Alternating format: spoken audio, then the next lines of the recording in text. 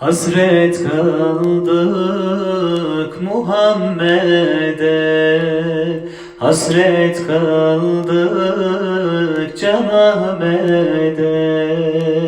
Nebilerin sultanına sonsuz selam ona. Medine'nin sultanına sonsuz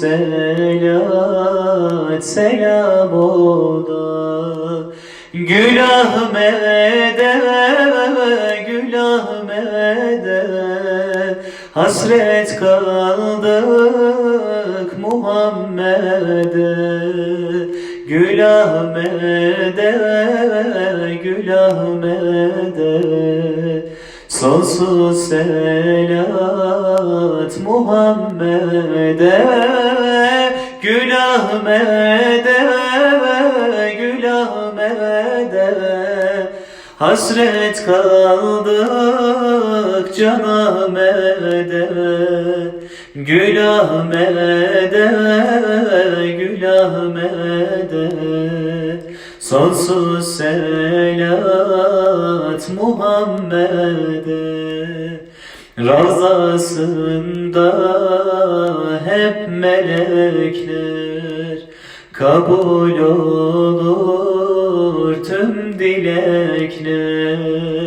Razasında hep melekler, kabul olur tüm dilekler.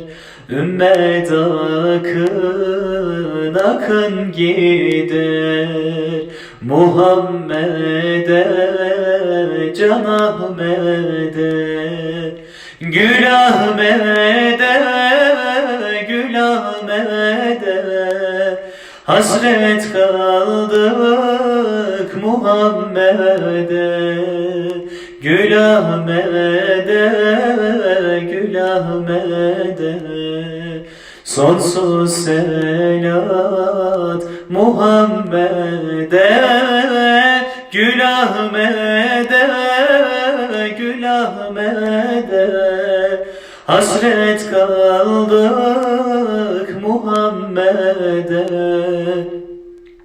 Gül Ahmet'e, Gül Ahmet'e sonsuz selat Muhammed'e.